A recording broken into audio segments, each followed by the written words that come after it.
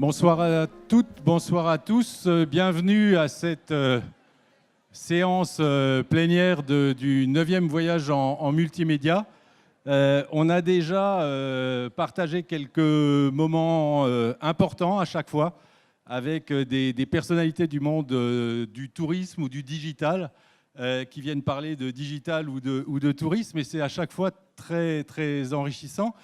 Mais c'est la première fois qu'on ouvre cette conférence grand témoin avec un champion olympique de snowboard cross qui s'appelle Pierre Voltier, qui vient de Serre-Chevalier et qui vient d'être médaillé aujourd'hui.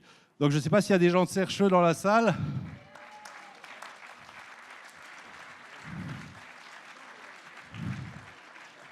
Alors ça, c'était le quart d'heure régional.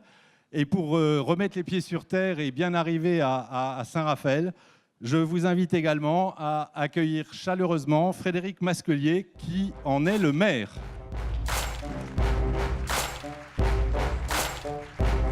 À vous, Frédéric. Oui, je ne suis pas champion olympique. Alors, cher professionnel du tourisme, Monsieur Trigano, merci beaucoup d'être venu, mesdames et messieurs. C'est un honneur pour nous à Saint-Raphaël d'accueillir chaque année ce salon du e-tourisme qui allie les nouvelles technologies avec le tourisme. C'est un anniversaire, nous fêtons la 9e édition de Voyage en multimédia cette année.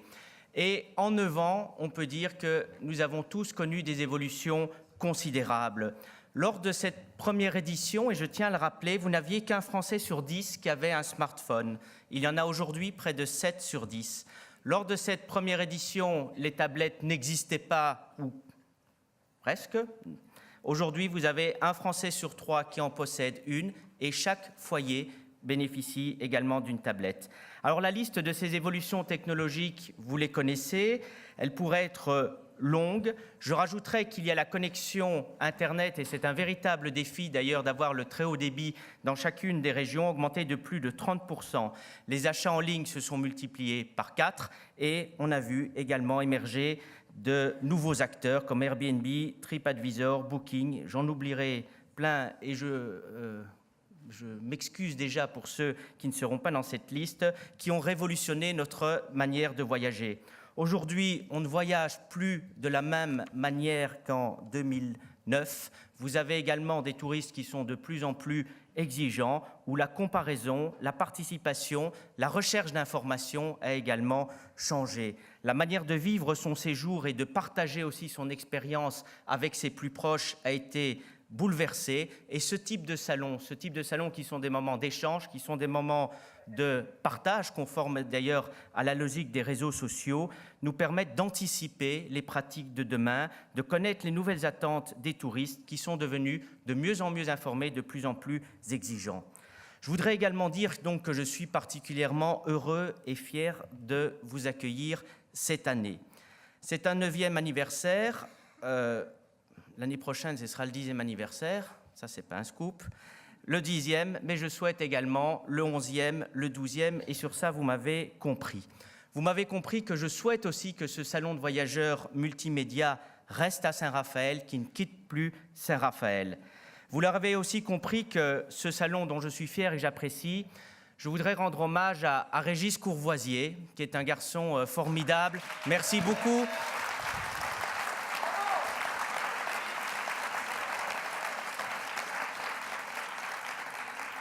Qui parfois a ces petits moments de doute, comme tout le monde, et je crois que vos applaudissements, je crois que les 1500 personnes qui sont venues au cours de ce salon sont effectivement la preuve que c'est une réussite. Donc il faut persévérer, Régis, quand on fait un enfant, eh bien on l'assume jusqu'à sa majorité, donc j'espère qu'il restera jusqu'à ses 18 ans. Enfin aussi une ambition, puisqu'on a autant de professionnels qui sont aujourd'hui présents. À Saint-Raphaël, une ambition et peut-être un appel, puisque nous avons la chance aussi de bénéficier de la rencontre d'autant de professionnels. Nous mettons en place un nouveau schéma touristique, donc c'est-à-dire une nouvelle ambition. Comme toutes les villes moyennes aussi, nous avons nos propres défis. Nous y travaillons et je fais un appel à service, un appel à compétences. Si Saint-Raphaël devient le laboratoire du tourisme de demain, c'est tant mieux. Nous sommes prêts à recevoir vos innovations et n'hésitez pas à contacter nos services pour les proposer. Enfin, anticiper ces évolutions. Je crois que c'est une marque de fabrique de notre invité de ce soir. Je ne sais pas qui ne vous connaît pas, qui a travaillé pour vous, puisqu'apparemment vous avez un certain nombre de personnes qui vous ont déjà sollicité pour le manifester ou qui ont pu fréquenter en passant des moments de joie et de bonheur au sein du club Méditerranée. Alors, Monsieur Trigano, avec Mama Shelter, vous avez su anticiper les évolutions. Vous marquez les esprits avec une nouvelle chaîne d'hôtels novatrice, un restaurant où l'on peut dormir, si mes informations sont exactes, une chaîne d'hôtels aussi, où vous avez pu en faire une marque et une série de produits dérivés. Enfin, en résumé, un concept, encore une fois, en avance sur son temps, tout en étant aussi riche de traditions que vous avez à cœur de porter. Alors avant de vous céder la parole, je voudrais encore vous remercier de venir aujourd'hui nous faire partager votre riche expérience. Je voudrais bien entendu vous remercier à tous d'être là chaque année, fidèles et si nombreux. Et puis un dernier remerciement, un dernier applaudissement pour Régis, ça lui fera plaisir, en vue de l'année prochaine. Merci.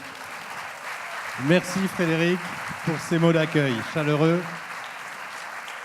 Et donc, n'arrêtez pas d'applaudir puisque je vous propose maintenant d'accueillir le grand témoin de ce soir, Serge Trigano, le fondateur, le créateur, le papa de Mama Shelter, comme on dit facilement.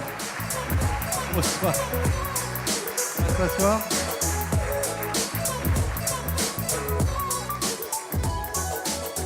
Alors, drink, party, sleep. Mama Shelter, c'est quoi ? Mama Shelter, le secret de Mama Shelter, c'est dans le nom. Shelter, c'est cette notion d'abri. C'est un lieu qui vous protège de l'agressivité du monde dans lequel on vit. Et Shelter, c'est le côté affectueux de la femme qu'on aime le plus au monde, qui est notre maman, qui est là pour nous protéger, nous donner à manger quand on a faim, nous obliger à manger même quand on n'a pas faim. Et le Mama Shelter, c'est un lieu de vie. Moi, je dis de temps en temps, c'est un bar avec des chambres au-dessus.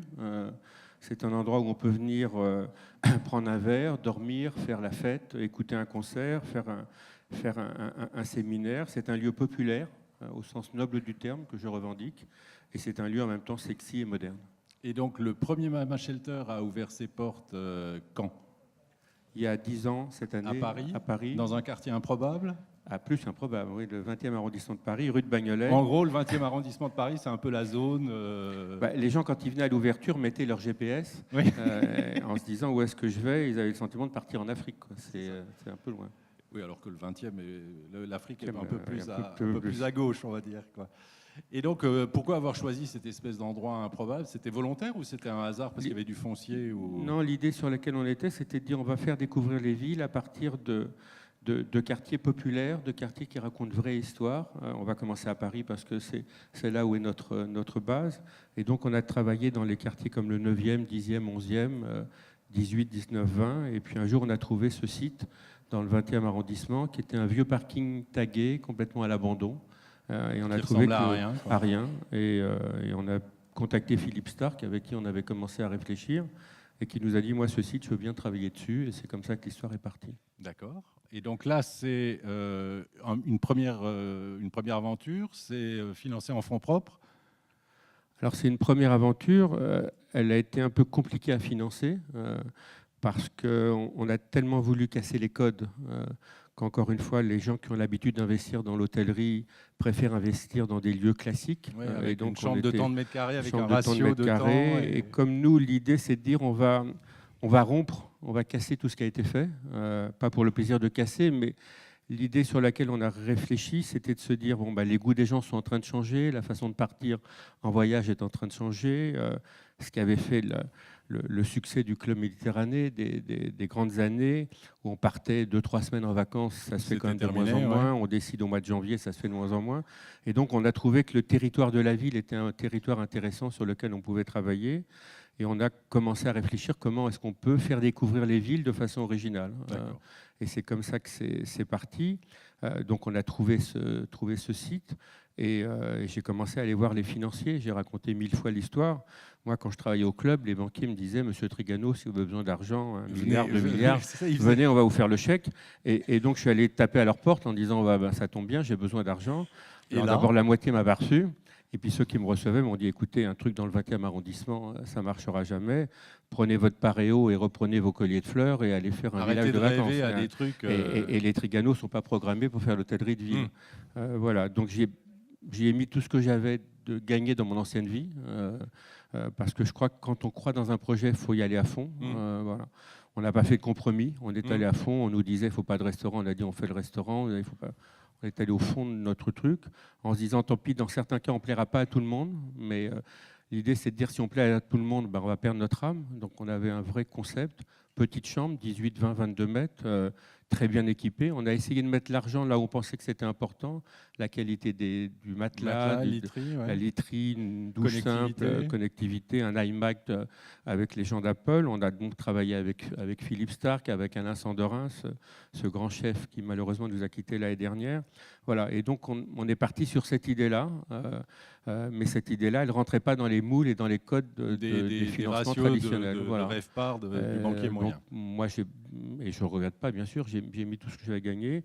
À la fin, on a trouvé une banque qui a accepté de nous financer. L'histoire est partie comme ça. D'accord. Donc le premier, il sert de pilote, en fait. C'est la maquette, c'est le brouillon. Comment ça se passe? Ou alors c'est déjà quelque chose de très abouti? C'est un brouillon, mais qui a été plutôt réussi dès le premier coup. Ouais. C'est un brouillon, encore une fois.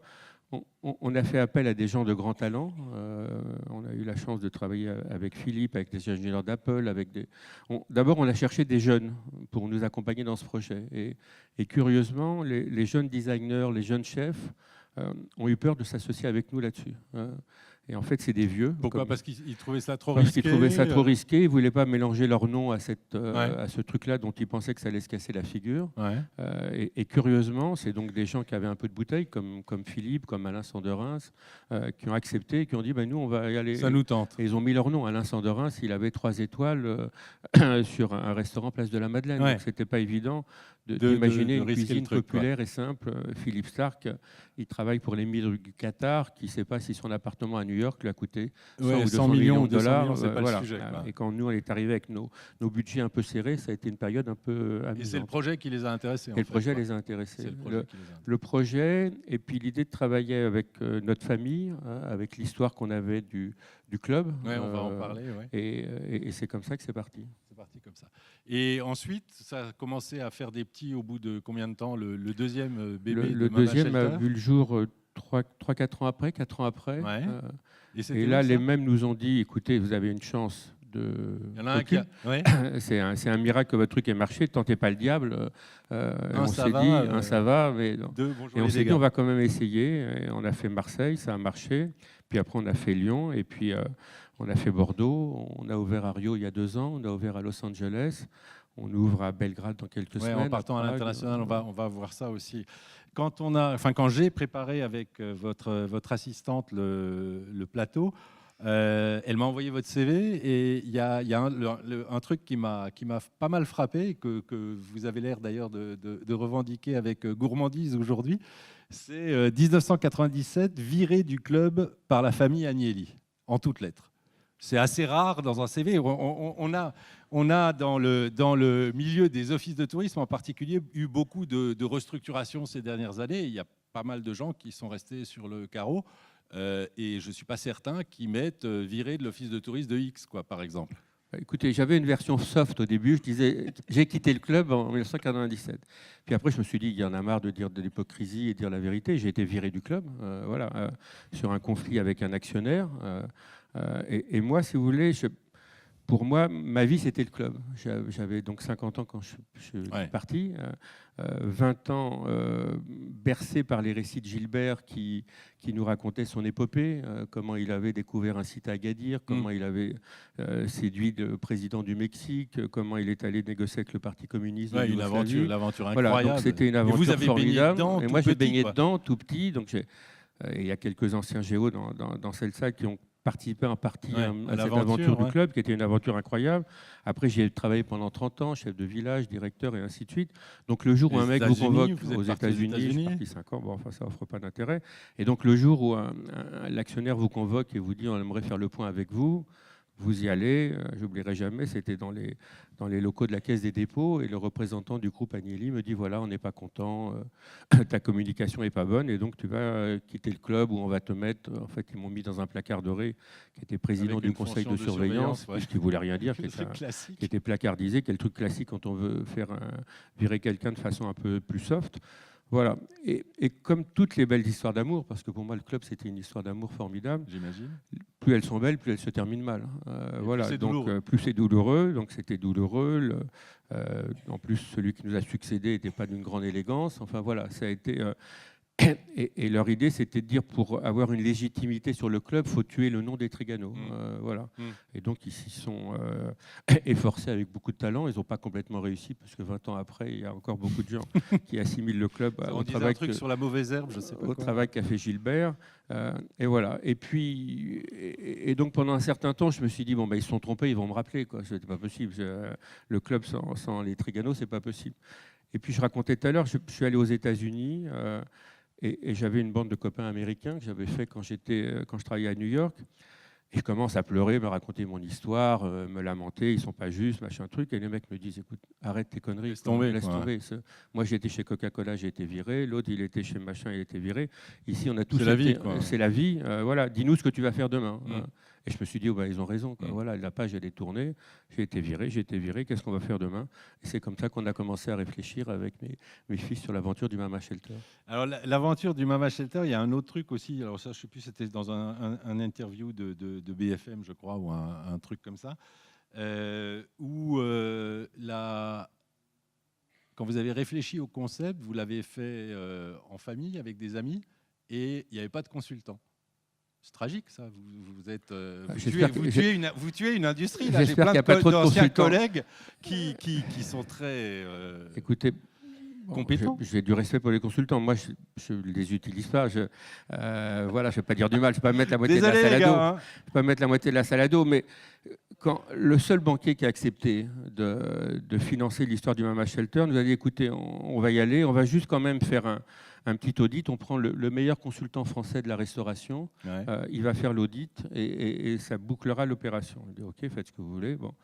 Et ce charmant monsieur vient me voir un mois et demi après en me disant, Monsieur Trigano, je vais remettre mon dossier demain à la banque. Je vous propose mes conclusions. Je vous préviens, il n'est pas très favorable. Ouais. Je dis, ah bon? Il me dit, écoutez, sur l'aspect hôtelier, ça peut peut-être marcher, j'y crois pas. Mais bon, je vais être un peu soft dans mon rapport parce que c'est Philippe Stark, que votre nom, peut-être, ça peut servir à quelque chose. Oui, j'ai une réputation, moi aussi, je fais gaffe. Mais sur la restauration, c'est impossible. Vous êtes dans un quartier où il n'y a jamais personne qui vient.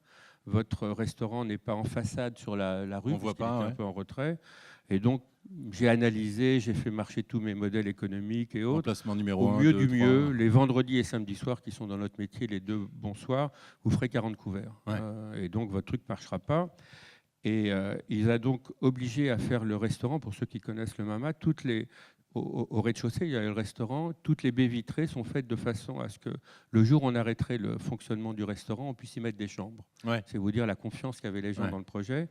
Et depuis, depuis l'ouverture, on fait entre 500 et 800 couverts tous les jours. Et donc, depuis ce jour-là, les consultants ont baissé un petit peu dans mon vous l'avez invité. Et je le respecte s'il y en a dans cette salle. Vous l'avez invité à dîner ou... Ce qui est formidable, c'est que je le rencontre de temps en temps à des conférences et qu'il est là auprès de moi comme s'il avait depuis le tout début cru dans ce projet et il est faux cul absolu. Voilà, je tairai son nom.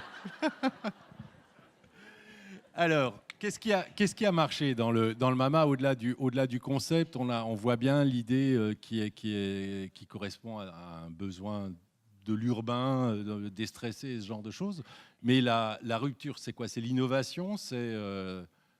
Moi, je crois que ce qui a marché dans le Mama, bon, d'abord, c'est les talents formidables qui nous ont aidés à bâtir ce truc. C'est peut-être encore une fois un peu aussi le nom de Trigano, quand même. Peut-être, j'espère un petit peu. Le talent de mes fils, de Philippe, d'Alain et de tous ceux qui ont travaillé avec nous. Le fait que, encore une fois, ce soit un concept simple, c'est-à-dire que ce n'est pas un truc prétentieux, ce n'est pas un truc à la mode. C'est un truc qui répond aux vraies attentes des gens. Qu'est-ce qu'on a envie quand on voyage? Est-ce que l'épaisseur de la moquette est une valeur importante? Est-ce que la taille de la chambre est une valeur importante? Nous, on a dit non, on aurait pu se tromper. Et il y a de la place pour des grandes chambres et il y a de la place pour des grandes moquettes. Mais par contre, on va être un baby-foot géant. Nous, on a pris un parti pris différent. Et puis, ce que je dis encore très, très souvent, c'est que quelque part, on a gardé les valeurs qui ont fait le succès du club, très honnêtement. Les valeurs de gentillesse, les valeurs d'ouverture vers les autres. Vous rentrez au Mama, vous pouvez arriver avec une voiture avec chauffeur, ou vous pouvez arriver en descendant de la station de métro Gambetta, vous aurez exactement le même accueil. Vous pouvez aller manger dans la pizzeria à 12 € ou manger dans un restaurant avec une très bonne viande et une très bonne bouteille de vin et avoir un repas qui fait 60-70 €. Vous aurez exactement le même accueil. On pousse l'extrême de notre recherche et de notre talent sur la recherche des talents des garçons et des filles qui vont faire vivre le Mama. Ouais, alors justement, moi, c'est une question qui m'intéresse parce que dans l'ambiance club, les vacances, 3 semaines, les géos, la plage et tout, motiver du personnel à être hyper cool, à l'accueil, tout va bien. Dans les métiers de l'hôtellerie, qui sont quand même des métiers ingrats, avec des niveaux de qualification qui sont quand même pas toujours des grandes études, quoi. C'est des gens qui ont des formations de base. Comment on fait pour faire passer cet esprit de service en France, en plus, où on a toujours tendance à confondre servitude et service, quoi? Comment on fait passer l'esprit? C'est dans le recrutement que ça se passe.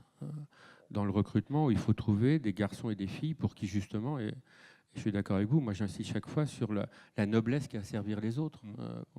Et j'insiste chaque fois, puisque je mets un point d'honneur à rencontrer tous les nouveaux qui rentrent au Mama et leur expliquer un peu ce qu'on est en train de se dire aujourd'hui, comment c'est venu, l'histoire, la philosophie. Je leur dis, voilà, si vous n'avez pas envie de servir, faites autre chose, tirez-vous. Je veux dire, quel que soit le métier que vous allez faire dans Mama, il y a cette notion de... Moi, je trouve que c'est noble de servir les autres, de leur apporter un petit peu de bonheur, de leur apporter un petit peu de gentillesse dans un monde qui n'est pas toujours très drôle tous les jours. Et donc, c'est dans le recrutement que ça se gagne. Et puis après, c'est dans le travail de tous les jours. Mais par exemple, est-ce que vous avez un management gentil? On a un management qui est à la fois un mélange fait de gentillesse, de respect de l'autre. C'est vrai que parfois, dans nos métiers, ça manque un peu de respect vis-à-vis des gens qui y travaillent. Moi, j'insiste sur cette notion, et il nous est arrivé de nous séparer de responsables de service parce qu'il manquait de respect à l'égard des hommes et des femmes qui travaillaient sous leurs ordres. Est-ce qu'il y aurait une corrélation, par exemple, entre le taux de turnover des établissements et la qualité du respect qu'on donne à ses employés? Je ne sais pas s'il y a de la corrélation, mais je sais qu'il y a encore une fois dans ces valeurs cette notion de respect. On a la chance d'être une petite boîte qui est en pleine croissance et donc d'offrir des promotions possibles. L'hôtellerie, enfin on le sait, tous ceux qui sont là dans cette salle, c'est un métier où on peut évoluer dans nos métiers. Je veux dire, on peut rentrer avec des diplômes ou sans diplôme, et on peut en même temps. Il y a des carrières formidables à faire, et c'est la chance de notre métier d'aujourd'hui. Ok. On parle d'un sujet parce que vous avez en fait eu je ne sais pas si c'est de la chance, le destin, mais vous avez eu un papa qui était quand même un monsieur assez exceptionnel, quoi. Vous êtes maintenant, alors elle est facile, mais tout le monde l'a fait, je vais la faire aussi, le papa de Mama Shelter. Et puis vous bossez avec vos 2 fils, quoi. Il y a beaucoup de gens dans l'hôtellerie-restauration qui gèrent avec leurs femmes, leurs établissements et tout. C'est parfois compliqué. Comment vous faites pour passer Noël en famille? Je crois que l'hôtellerie, encore une fois, on est quelques-uns à être dans ce métier-là. Les grandes réussites hôtelières comme l'hôtellerie petite, moyenne et haute, c'est souvent des histoires de famille.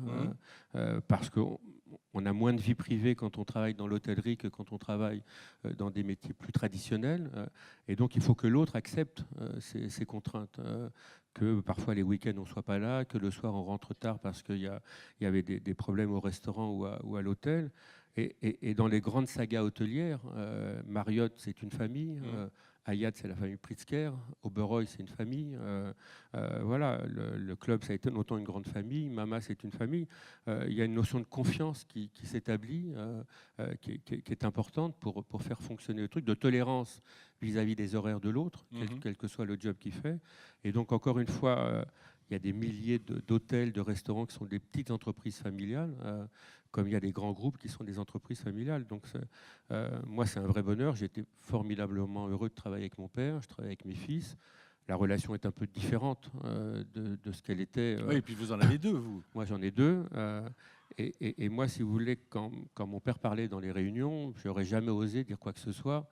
Et bien évidemment, jamais Et là, contredire. eux, ils osent. Là, eux, ils ne se gênent pas. D'accord, c'est l'innovation. c'est Pour me dire l'innovation. que j'ai rien compris au digital, donc je ne pourrais rien vous dire tout à l'heure, ou que sur tel truc, j'ai un métro de retard, et que voilà. Mais c'est bien, c'est comme ça qu'on évolue et c'est comme ça qu'on bouge. Et vous vous appelez par vos prénoms aussi, j'ai vu ça. Ça, c'est une tradition familiale, ça ouais, c'est rigolo. On a parlé de Philippe Starck. Aujourd'hui, Guy Savoie qui a remplacé le premier chef avec qui vous avez travaillé. On voit bien l'intérêt et peut-être aussi le fait que vous soyez appelé Trigano a fait que ça a facilité le fait de pouvoir travailler avec ces gens-là. On voit l'intérêt dans la qualité du travail, on voit l'intérêt dans l'effet marketing du truc. Après, comment ça se passe au quotidien de bosser avec des carrures pareilles, quoi? Honnêtement, il vous pousse à être meilleur. Ouais. Honnêtement, il vous tire vers le haut. Et encore une fois, je suis d'autant plus à l'aise qu'au début, l'idée, c'était de prendre des jeunes. Il y a toute une lignée de nouveaux designers, plein de talents, bon, et qui ont dit non, nous, ce truc-là, on n'y croit pas, on ne le sent pas. Bon, pareil, des jeunes restaurateurs, on ne le sent pas. Et donc, on a fait avec Philippe et Alain et quelques autres qui nous ont accompagnés. On a embauché l'ancien chef concierge du Plaza Athénée, qui avait une vraie connaissance du métier, qui en fait était le seul qui connaissait l'hôtellerie de toute la bande de Pied-Nickelé. En opérationnel, quoi. Ouais. Nous, on connaissait les villages de vacances. Ouais. Voilà. Et ça a donné lieu de temps en temps, je racontais tout à l'heure, à des scènes plutôt de temps en temps difficiles ou autres. À la fin du chantier de Mama Shelter, Du premier, on était en juin 2008, on était sur le choix des lampes de chevet. Et Philippe avait choisi une lampe de chevet qui coûtait 230 ou 250 €. On avait fait le calcul, multiplié par 172, ça passe pas. Donc on va voir, on avait les bureaux rue Vieille du Temple, on s'était payé les très beaux bureaux pour impressionner tous les financiers, ça ne servait à rien, mais bon, on avait quand même les bureaux. Lui était dans des petits bureaux à la République, et on va voir Philippe, on dit Philippe, on est désolé, on ne peut pas se payer, ça passe pas. Et là, Philippe nous dit, écoutez, j'en ai marre de travailler pour des pauvres, vous êtes vraiment nuls, tirez-vous, je ne veux plus entendre parler de vous. Et on sort avec mon associé, désespéré, en disant, sans Philippe Starck, pour finir, ça ne va pas être... Et 2 heures après, l'assistante de Starck nous appelle, Monsieur Starck veut bien vous recevoir. Donc on arrive en courant, et Starck nous dit, écoutez, je crois que j'ai trouvé une idée. Et donc il avait envoyé une collaboratrice chez Conforama acheter une lampe de chantier, sur lequel il avait mis ce fameux masque d'Obélix et d'Astérix. Et ça a fait le buzz. Je veux dire, ça ne sert à rien, parce que essayer de lire avec une lampe de chevet, qui est une lampe de chantier avec un max dessus, impossible. D'ailleurs, on se fait insulter tous les jours par les clients qui disent c'est sympa pour la photo, mais ça ne sert à rien. Mais ça a fait la couverture des magazines au Japon ou autres en disant ces mecs sont des génies, ils ont réinventé une nouvelle lampe de chevet. Ouais. Voilà. Donc on est des génies et je vous remercie de l'apprécier. Ouais.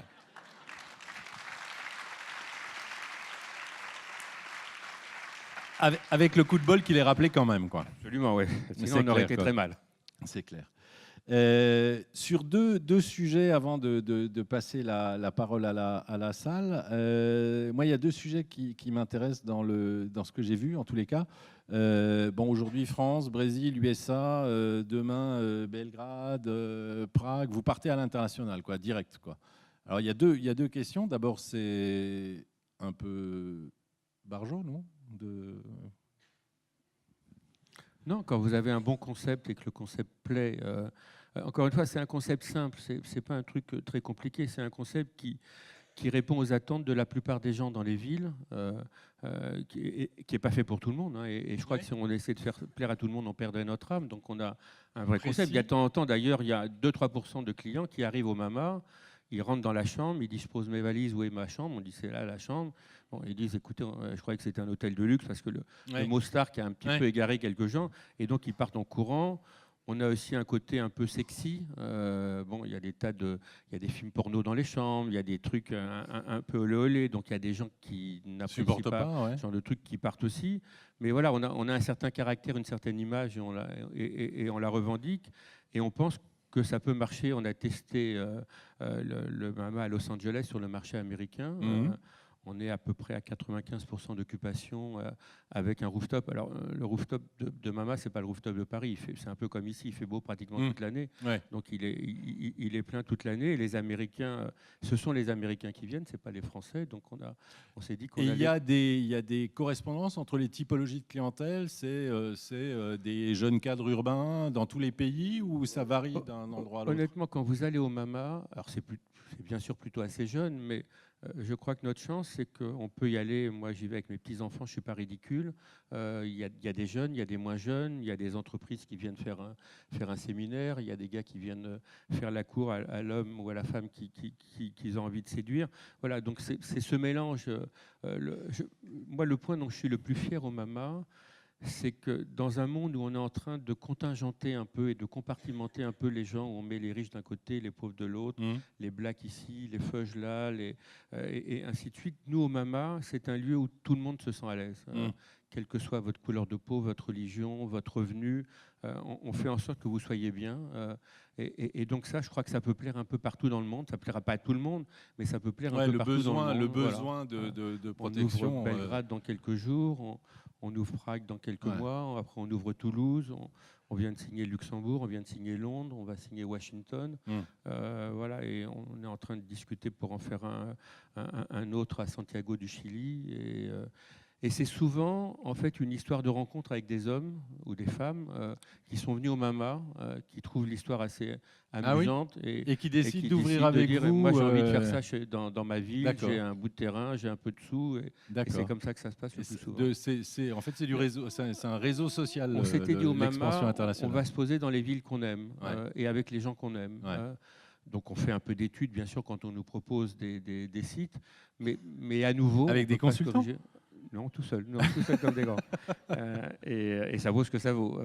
Et surtout, on se balade dans la ville. Quand on nous propose quelque chose, on va avec du truc, quoi, un de mes fils, on se balade et puis on se dit, on y croit. On peut se tromper, hein, mais c'est comme ça qu'on fonctionne. Pour le moment, ça marche à chaque fois. On ne s'est pas trop trompé. Okay. Dans l'idée de l'international, j'imagine que si ça s'appelle pas Maman Protection, mais Mama Shelter, alors c'est peut-être parce que vous aimez les Stones, je ne sais pas. C'était une question que je voulais vous poser. Non, encore une fois, c'est parti comme ça. C'est mon fils Benjamin et Philippe Stark qui ont trouvé. L'un a eu l'idée de shelter, cette notion d'abri, et l'autre cette notion de Mama. Et on a trouvé que ça pouvait fonctionner. Encore une fois, quand on l'a présenté, la plupart des gens nous ont dit ça marche pas. Moi maintenant, j'ai compris. Plus on me dit que ça marche pas, plus je me bats pour le faire. Voilà. Et le jour où on commence à me dire c'est formidable, votre idée est très bonne, je sais qu'il faut méfiance. C'est formidable. Pas besoin de consultant, ça marche comme ça. Mais le Mama Shelter, le fait d'avoir choisi d'appeler ça avec, on va dire, un vocable anglo-saxon, d'entrée de jeu, il y avait l'idée de l'international et du besoin d'une marque puissante à l'international. C'était un sujet pour vous ou l'international est venu après? Non, on s'était dit que si ça marchait, on irait très vite à l'international. D'accord. Honnêtement, ça aurait pu être autre chose. On a trouvé que Mama Shelter, ça sonnait bien. Il y a le côté shelter anglo-saxon, il y a le côté Mama, notre maman, la maman méditerranéenne, la maman affectueuse, la maman tout en tendresse, la maman tout en amour. Voilà. Et c'est ce mélange des deux qui a fait le succès du Mama. Et dans le business touristique d'aujourd'hui, du 21e siècle, youpi, une marque, ça sert à quoi à l'international ? Ça sert d'abord à convaincre des investisseurs qu'on est dans un moment où un certain nombre de marques sont en train de faiblir. Des marques qui étaient réputées, des grandes marques internationales, Hilton, qui se vident un peu de leur contenu, qui ne correspondent plus aux attentes du monde d'aujourd'hui. Et on voit l'éclosion de nouvelles marques, le Mama, 25e heure, Citizen M, enfin, il y a comme ça tout un ensemble de marques. Il y a des marques qui sont faites à partir d'études de marketing dans des bureaux de brainstorming. Pareil, j'y crois moyennement. Et puis il y a des marques qui naissent de discussions entre hommes et femmes sur comment est-ce qu'on peut réinventer notre métier. C'est un peu ça. Nous, on s'est dit à un moment donné, qu'est-ce qu'on fait, comment on se réinvente, comment on va au bout du système, comment on casse tous les codes. Encore une fois, ça pouvait complètement partir dans un échec complet.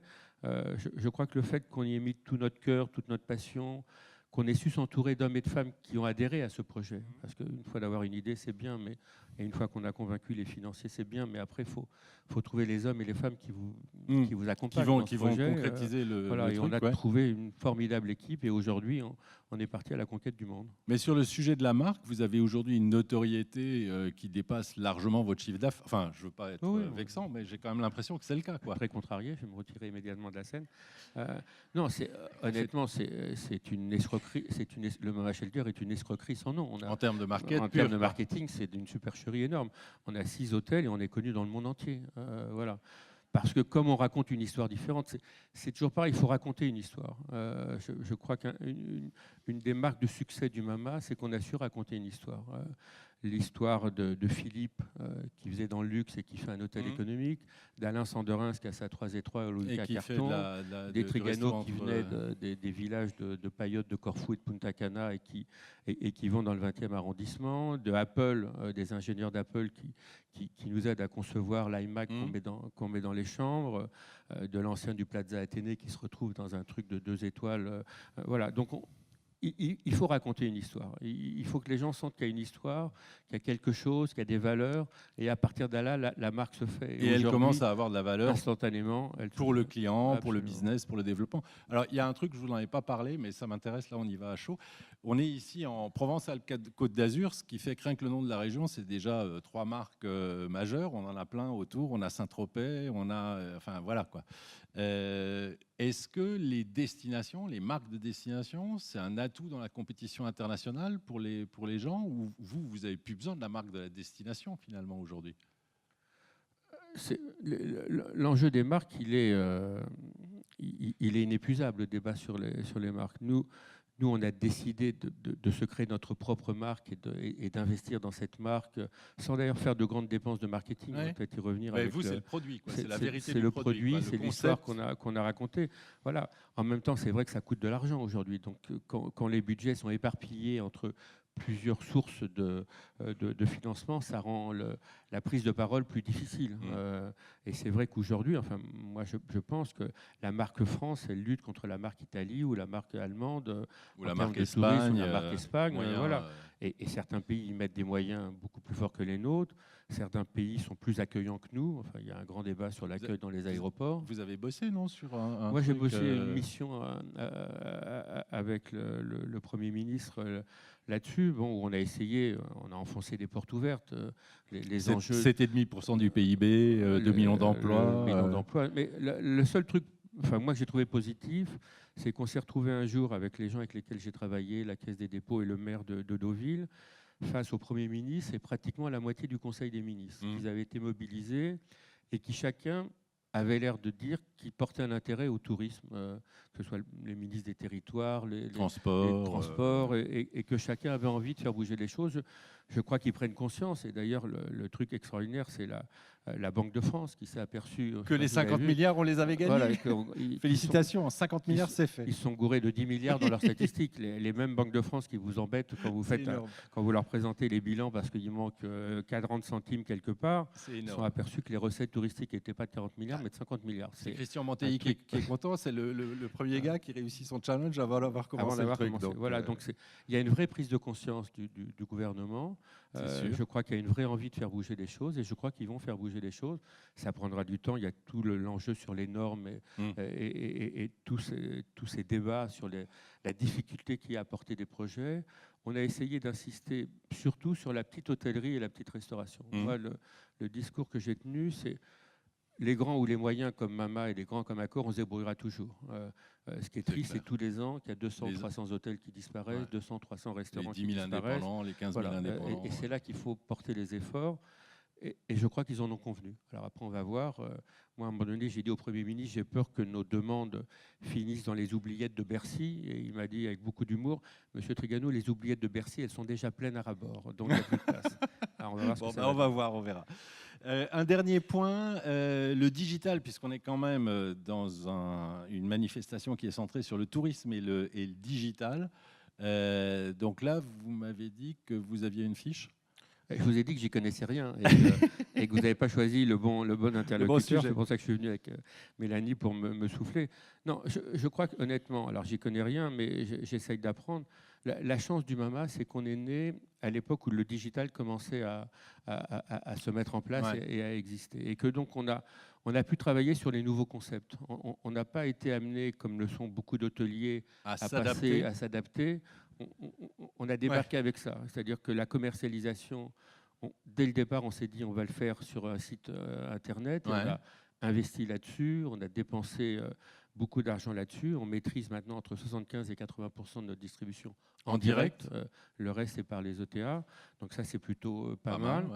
Et on continue, ça baissera un petit peu avec le temps, mais on continue et on essaye de faire le site le plus astucieux qui soit.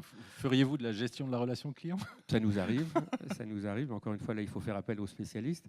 Et puis après, bon, il y a ces fameux réseaux sociaux, qui en fait font votre marque. En fait, aujourd'hui, le consommateur fait votre propre publicité ou vous casse en même temps. Enfin, je veux dire, c'est comme ça que ça se passe. C'est l'enjeu de la qualité. Mais ceux qui, en racontant leur expérience, que ce soit sur Facebook, que ce soit sur Instagram ou autre, portent la marque. C'est eux qui racontent notre histoire. Nous, on essaye de la raconter sur nos sites et ainsi de suite, mais c'est eux qui l'enrichissent, c'est eux qui l'alimentent. Et nous, on essaye de faire en sorte que sur ces sites, on garde l'ADN du MAMA, c'est-à-dire de ne pas faire des sites vendeurs, mais faire des sites dans lesquels, quand on voit ces images, on se dit on a envie d'y aller, on a envie de partager. La première génération de votre site web, il y avait des images, il n'y avait pas de texte, on cliquait que sur des images pour réserver. En fait, le premier truc, c'était... Vous savez, moi, un jour, j'ai vu Pierre-Antoine Grandjean, qui est le patron de venteprivée.com, et il m'a donné une leçon que j'oublierai jamais. Il m'a dit, sur les sites Internet, le seul truc qui compte, c'est les photos. Voilà. Et donc, on investit beaucoup sur les photos. Dès qu'on ouvre un nouveau MAMA, on se paye des grands photographes. Et c'est en partie le succès du MAMA d'aujourd'hui. OK. Eh bien, on peut monter la lumière dans la salle. Je pense que vous devez avoir plein de questions. On a une vingtaine de minutes devant nous. Donc, on a deux accords jeunes filles, normalement, qui vont se mettre à peu près au milieu, qui vont descendre dans la salle de façon dynamique.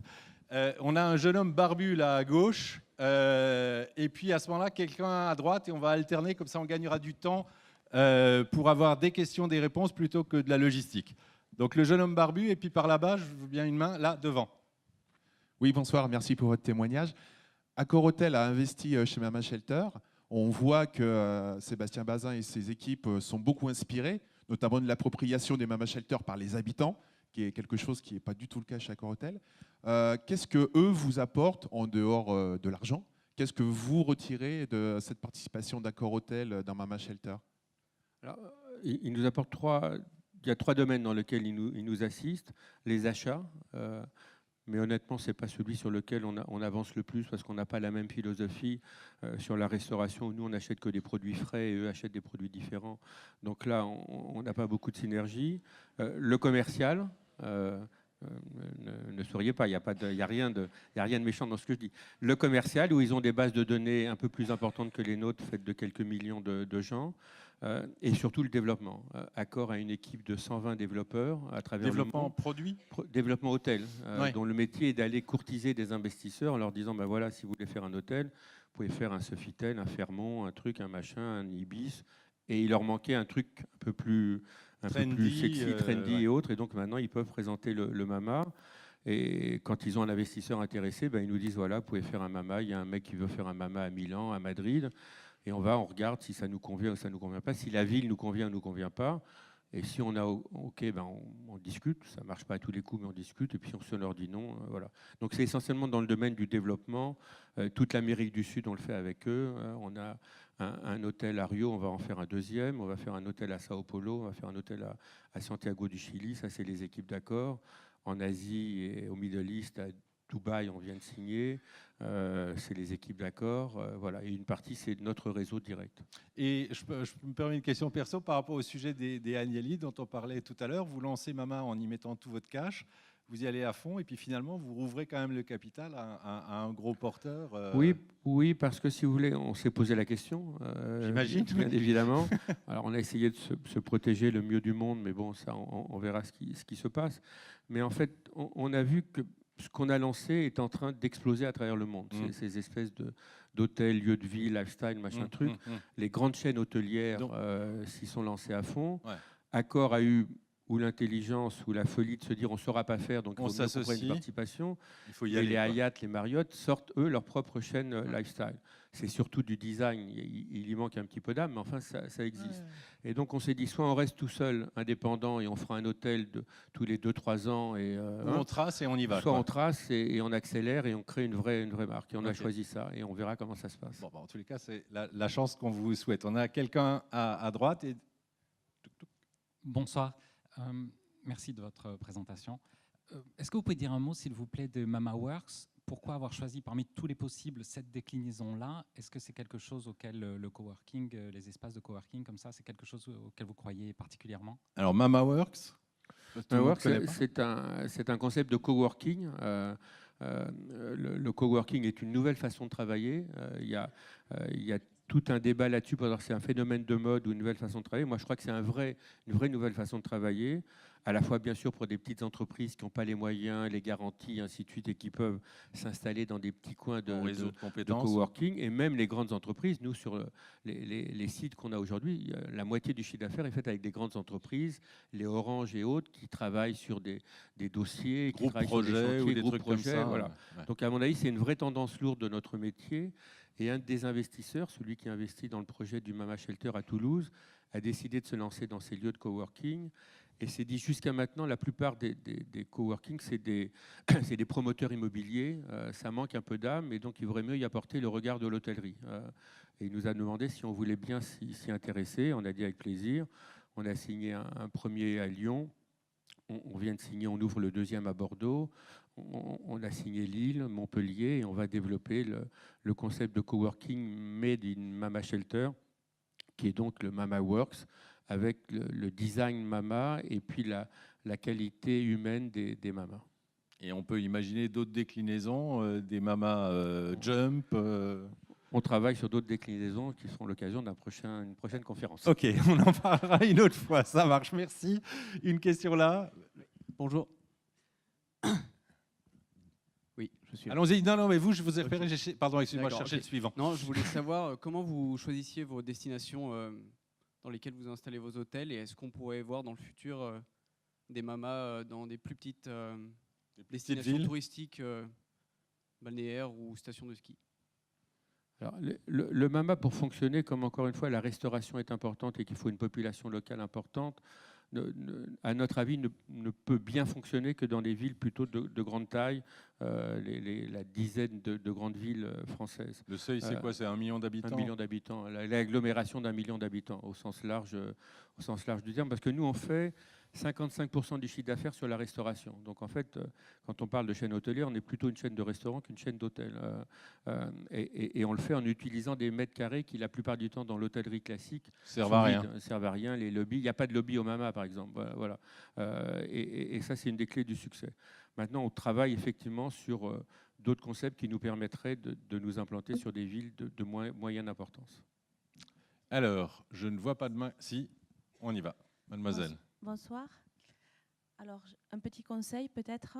Comment fait-on quand on a un super projet, un super concept innovant, design, qui va donner du bonheur aux gens, qui est lié au tourisme, à l'écologie, à toutes les tendances du tourisme demain, mais qu'on n'a pas de nom, qu'on n'a pas de réseau, et qu'on n'a pas forcément envie de vendre son âme au diable en se faisant racheter par un gros groupe, et qu'on juste on croit à notre rêve, et c'est un projet très audacieux, et à part vous demander d'être mon parrain, comment faire? Bon, ben c'est fait. Voilà comment on fait. C'est bien joué. Bon alors, demandez à être son parrain. Elle cherche un parrain. Donc après avoir été papa, vous pouvez être parrain maintenant. Avec plaisir, madame. Comment vous dire? Moi, je crois, enfin, j'ai la chance d'avoir un nom formidable, mais ça ne m'a pas empêché de me faire jeter par 80 banquiers et financiers pour l'opération du Mama Shelter. Donc, il faut relativiser l'importance des noms.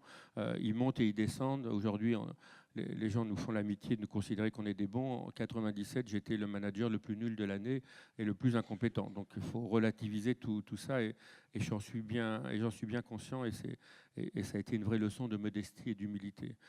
Maintenant, comment faire? Moi, je crois, enfin, encore une fois, qu'aujourd'hui, il y a des dispositifs qui se mettent en place. Il y a des banques comme la BPI, par exemple, qui est une banque qui regarde les dossiers différemment de la façon dont ils le veulent, qui ont pour vocation, qui ont pour mission fixée par le chef du gouvernement d'aider des petites entreprises à lancer des projets, qui peuvent vous aider à concevoir le projet, avec le fonds tourisme, à le mettre en de forme. Serge Mesguich. Et je vous invite à discuter. Il y a des gens et des femmes de très grandes compétences dans cette boîte. Et si ça ne marche pas, faites-moi signe et j'essaierai de les pousser un petit peu. C'est fait. Alors, je ne vois pas mes camarades avec les micros. Là, on a quelqu'un en haut à droite. Parfait. Bonsoir. 2 petites questions. La première, vous parlez de marque. Gourmand. Et quand on voit derrière, vous avez une marque par ville. Donc, est-ce que l'avenir des marques aujourd'hui doit être local, c'est-à-dire qu'elle doit s'adapter au lieu dans lequel on est? Et la deuxième chose, vous êtes fait virer de votre entreprise familiale. Steve Jobs s'est fait virer de son entreprise. Quel conseil donneriez-vous aujourd'hui aux entrepreneurs pour éviter de se faire virer quand ils montent une start-up? Mais non, faut se faire virer de temps en temps. Je vous assure, c'est une bonne leçon. C'est une expérience douloureuse, pénible et insupportable. Quand le propriétaire de la boîte veut vous virer, il vous vire. Voilà, c'est comme ça. Ouais, ça ne sert à rien de pleurer. Ça ne sert à rien de pleurer, ça ne sert à rien de truc. Et encore une fois, moi, alors, avec le recul, je pense que la plus belle chose qui me soit arrivée, c'est d'avoir été viré du club par les Agnelli. Parce que j'aurais jamais bâti le Mama Shelter. Au club, et j'en suis fier, mais j'aurais été que le fils de Gilbert Trigano qui a hérité de son job et ainsi de suite. Et quels que soient les trucs, il y aurait toujours eu un sympathique journaliste pour dire que de toute façon, ce qu'il a fait, c'est parce que son père l'a mis en place. Donc aujourd'hui, on ne peut plus me le raconter. J'ai fait ça et je le fais avec mes fils, et à qui j'ai d'ailleurs transmis le pouvoir. Et je suis aujourd'hui un semi-retraité, donc c'est eux qui bossent. Et c'est moi qui viens parader dans des conférences et le plaisir de venir à Saint-Raphaël. Vous présidez le conseil de surveillance? Absolument. Et je les frappe. Et je les frappe quand ils ne font pas ce qu'il faut. C'est une nouvelle méthode de management. Ça c'est un. Alors après, sur les marques, nous, ce qu'on essaye, c'est d'avoir l'ombrelle Mama, qui est la marque qui fédère le truc. Et effectivement, partout, c'est Mama Bordeaux, Mama Lyon, Mama Ouest. On va faire un deuxième Mama à Paris, puisqu'on en fait un qui ouvre à la porte de Versailles dans quelques mois. Donc, il faut le décliner. Et c'est pareil pour la nourriture, par exemple. Pour la nourriture, elle est dans chaque Mama. À 50%, on retrouve des plats à peu près les mêmes dans l'ensemble des mamas, et 50%, ce sont des plats locaux en fonction de ce qu'on trouve localement et des goûts des gens. Et à Los Angeles, il y a une bouffe entièrement californienne, faite de choses très healthy, qui sont bons pour la santé, et en même temps de burgers qui vous plombent bien l'estomac, parce que les Américains ont ce don de passer d'un extrême à l'autre avec une facilité déconcertante. Est-ce que les gens qui bossent chez vous sont plus indépendants que les gens qui bossent chez Accor, par exemple? Je crois. Je crois qu'on essaye de créer un cadre dans lequel ils peuvent s'épanouir. Il y a pratiquement pas de règles écrites. Il y a encore une fois la règle de satisfaire notre clientèle, de s'épanouir dans le job. Et donc, on est moins enfermé dans des carcans comme ça peut l'être dans de grandes boîtes, que ce soit Accor ou autre. Oui, je prenais Accor sans agressivité. Où il y a des normes pour les uniformes, où on ne peut pas venir au travail si on a des trucs dans les oreilles, ou de la moustache, ou pas de cheveux, ou trop de cheveux, ou ainsi de suite. Pas de cheveux sera embêtant pour moi. C'est clair. Une question, je levais bien la main parce que je ne vois pas là. Zip, là, on y va. Un autre jeune homme barbu. Bonjour, je m'appelle Thomas. Vous avez dit tout à l'heure à juste titre qu'aujourd'hui, c'est les clients qui créent la marque.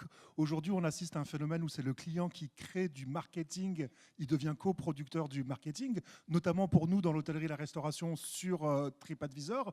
Pourtant, vous, à Mama, vous ne répondez à aucun commentaire sur TripAdvisor. On sait que les clients disent absolument n'importe quoi. Pour moi, c'est un paradoxe, en fait. Vous laissez les clients créer du mauvais marketing à propos de vos établissements? Nous, on répond... Il y a quelqu'un qui regarde attentivement au premier rang. C'est la jeune femme qui dirige le digital. On envoie des questionnaires à tous les clients qui nous quittent. Et on a plus confiance en ça que dans d'autres outils. Et on a une application qu'a mis en place l'un de mes fils qui fait qu'en permanence, on reçoit sur notre mobile tout le retour de qui que ce soit qui a passé un séjour au MAMA. Et vous, l'équipe de direction? L'équipe de direction. Sur le smartphone. Tous les deux, on a un smartphone et on reçoit en permanence, donc ça ne s'arrête jamais, puisque grâce à Dieu, il y a beaucoup de monde dans les MAMA et qu'on a un assez gros taux de réponse. Quand c'est bon, ben, c'est formidable, on peut dormir sur nos deux oreilles, puis de temps en temps, on s'en prend un pas bon, et là, ça nous empêche de dormir, et c'est là-dessus qu'on se base. Et là, par contre, on a un système qui fait qu'on répond à chaque client, le téléphone, ce qui d'ailleurs les étonne assez fréquemment. Le gars qui a mis une réponse était moyen, il se prend un coup de fil, mais non, je ne veux pas vous déranger. Voilà. Et on essaie de savoir pourquoi l'accueil était moyen, ou le check-out était moyen, et il nous explique. Voilà. Et on sait tous, enfin on est tous dans le même métier, qu'un client qui a écrit quelque chose de négatif, il attend en fait qu'on l'appelle, il attend qu'on lui parle. C'est une grande leçon de notre métier. Donc, comme on les appelle tous chaque fois qu'ils ne sont pas bons et qu'on leur dit, ben voilà, je m'appelle Pierre, Serge, Mélanie ou autre, la prochaine fois que vous viendrez au MAMA, prenez mon téléphone, appelez-moi et on essaiera de rattraper notre erreur, on l'a regagné. Voilà. Sauf de temps en temps, ça peut arriver, et c'est comme ça qu'on fonctionne. En termes de ratio, vous avez combien d'hôtels qui tournent aujourd'hui? Aujourd'hui, on a 6 hôtels. 6 hôtels, 800 collaborateurs, 500? On a 500 collaborateurs. 500 collaborateurs. Combien de gens qui bossent sur du support, du marketing, du digital, des choses comme ça? Une petite dizaine. L'ensemble de l'équipe marketing, design. Et tous les autres sont en exploitation. Il y a les comptables, il y a un bureau d'études, puisque maintenant on fait pratiquement la plupart de nos hôtels en interne. Il y a les ressources humaines, il y a l'équipe finance. Mais on a une petite dizaine. Et sur site, en ratio d'exploitation par rapport à de l'hôtellerie traditionnelle, vous êtes dans les mêmes logiques? Sur site, on est à peu près dans les mêmes logiques, parce que nous, sur site, on a toute la partie F&B qui consomme beaucoup de personnel. Paris, on a 172 chambres, on a 120 personnes sur le payroll. Donc 80 qui sont sur la partie restauration, bar. On tourne 7 jours sur 7, pratiquement presque 24 heures sur 24. Et donc c'est là où on a beaucoup de monde. Et donc la qualité, elle n'est pas en investissant plus de RH, mais plus dans les RH, quoi. Absolument. Ouais, c'est une belle formule. Une question encore, on va arriver à la fin. Mademoiselle, tout en haut. Oui, mademoiselle, vous êtes gentille, merci. Bonsoir. Donc, on n'est pas là pour se faire du mal, on est dans la protection et le care. Donc j'ai commencé ma carrière comme géo, c'était il y a très longtemps de ça, et on va dire que j'ai un petit peu suivi votre traces, étant donné que maintenant je suis dans l'hôtellerie de luxe. Et quand vous dites que vous avez 80% de clients qui passent en direct, je trouve ça merveilleux. Je rêverais d'avoir la même chose dans mon hôtel, je suis malheureusement très loin. Est-ce que vous avez une clientèle, je dirais, du type Club Med, c'est-à-dire qui, parce qu'il a fait un MAMA à Lyon, va vouloir faire un MAMA à Paris, à Rio, etc. Ou est-ce que ce sont des nouvelles personnes qui ne connaissent pas forcément le concept et qui vont venir une fois et pas deux? Ou est-ce que vous gardez vraiment une clientèle très fidèle? Chère madame, chère ancienne géo, vous êtes une femme formidable. Vous allez arriver aux 80% de clients en direct, j'en suis sûr, et je suis prêt à vous donner quelques conseils. On a un mélange type clientèle Club Med, c'est-à-dire des gens qui nous suivent, une espèce de tribu du MAMA qui, chaque fois qu'on ouvre un nouveau MAMA, veut y aller. Et puis on a aussi beaucoup de gens qui vont dans les MAMA parce que c'est le lieu de destination dans lequel ils ont envie d'aller. Ils doivent faire un séminaire à Bordeaux, ils choisissent le MAMA. Et demain, ils vont aller à Toulouse ou ils vont aller ailleurs. Voilà, donc c'est un mélange des deux. Mais encore une fois, alors là, il faudrait donner la parole à nos techniciens. On essaye d'acheter les mots-clés et de faire en sorte d'être le plus présent possible et de canaliser les gens sur notre site. On n'y arrive pas trop mal, je dis ça en toute modestie parce que ça aurait pu ne pas marcher. Et je sais que ce taux de direct va baisser avec le temps parce qu'on ouvre Belgrade. Belgrade, il n'y a pratiquement pas de clients français, donc on est loin de nos bases. Les clients, c'est des Turcs, c'est des Russes, c'est des Grecs dans lesquels le MAMA n'est pas présent. Donc là, on va faire appel aux OTA, on discute avec Booking, Expedia et compagnie. Et là, on va très, très bien évidemment faire chuter le taux de vente directe. Quand on a ouvert Los Angeles, on a ouvert au site américain et puis progressivement, on essaye de reprendre la main et de regagner de la vente directe. Ok, on peut prendre une dernière question. Là, tout en haut. Et bonsoir, moi c'est Jonathan. Je suis actuellement en train de passer un diplôme en direction hôtelière. Et pour la réussite future de mes collaborateurs, j'aimerais savoir, vous, quelle est votre détermination quand vous arrivez au travail, parce que je vois qu'aujourd'hui, le monde numérique a pris une ampleur considérable, d'où aussi les nombreux participants de ce salon. Mais je suis convaincu que la réussite de Mama Shelter et de vos anciennes expériences, elle est liée à la connexion humaine. Et le numérique qui va nous faire évoluer dans le temps, et encore plus, j'imagine, dans les années à venir. Est-ce que vous, quand vous avez créé Mama Shelter, l'ingrédient numéro 1, c'était pas justement de casser un peu ça et de reconnecter les gens à eux-mêmes, quoi? Oui, la réussite du Mama, c'est un lieu où les gens se parlent, où les gens dans un monde qui effectivement a un peu tendance à isoler les uns et les autres avec leur téléphone mobile et d'être collés sur son truc. Nous, on essaye de gagner le meilleur des deux mondes, c'est-à-dire d'utiliser cette technologie pour être plus performant en termes commerciaux, en termes de relations avec nos clients, et en même temps de se dire que la vraie vérité, c'est de se parler, c'est de se rencontrer. Le succès du Mama, un des succès du Mama, c'est le bar en plein milieu du Mama. L'idée de génie de Philippe, j'y suis pour rien, c'est d'avoir créé cette espèce de bar îlot en plein cœur du Mama, où vous voyez les gens qui sont en face, vous êtes tout seul en voyage d'affaires, plutôt que de se retrouver dans une table où c'est la misère du monde. Quand on est seul dans un hôtel et qu'on se retrouve dans une table tout seul, on a envie de se flinguer. On vous met au bar, quelqu'un va se mettre à côté, vous allez échanger quelques mots, vous n'aurez pas ce sentiment de solitude. Voilà. Et donc c'est vrai que le Mama, c'est à la fois d'utiliser les nouvelles technologies et de le faire le mieux du monde, et en même temps de revenir à l'essentiel qui est de rencontrer l'autre, de parler avec l'autre et de faire des rencontres. Alors une toute dernière question au premier rang, courte. Merci. Donc, c'est en 2014 qu'Accor-Hôtel a pris 35% du capital. Est-ce que c'est toujours le cas? Et si oui, est-il pour vous indispensable que ce grand groupe reste minoritaire de sorte que vous conserviez toute votre âme? Question technique. Non, honnêtement, ce qui compte maintenant dans la relation avec Accor, c'est la relation personnelle qu'on a su créer avec ses dirigeants, à commencer par Sébastien Bazin, qui est une relation basée sur la confiance. Et Sébastien nous a dit très, très simplement que, parce que quand on a signé les accords, on avait bien sûr peur. On a 6 hôtels, ils en ont 4000, de se faire bouffer tout cru. Et Sébastien nous a dit, écoutez, si je me mêle de la vie du quotidien de votre boîte, je vais la casser, parce qu'on ne sait pas faire ce que vous faites. Et donc, encore une fois, c'est mon fils Jérémy qui gère l'affaire. Il a toute la latitude pour gérer la boîte, et ça se passe bien. Alors maintenant, avec des actionnaires, c'est toujours pareil. Tant que les comptes sont bons, ça se passe bien. Si un jour les comptes sont moins bons, ça sera un peu différent. On a la chance, pour l'instant, d'avoir une entreprise qui se passe bien. On a décidé de faire entrer ce groupe dans le nôtre parce que sinon, on serait resté avec nos 4-5 villages, ou villages ou hôtels. Et le lapsus est significatif. Et on ne nous aurait jamais invité à venir faire une conférence ici à Saint-Raphaël. Voilà, donc on va essayer de continuer à se développer en développant une bonne relation avec les équipes d'Accor.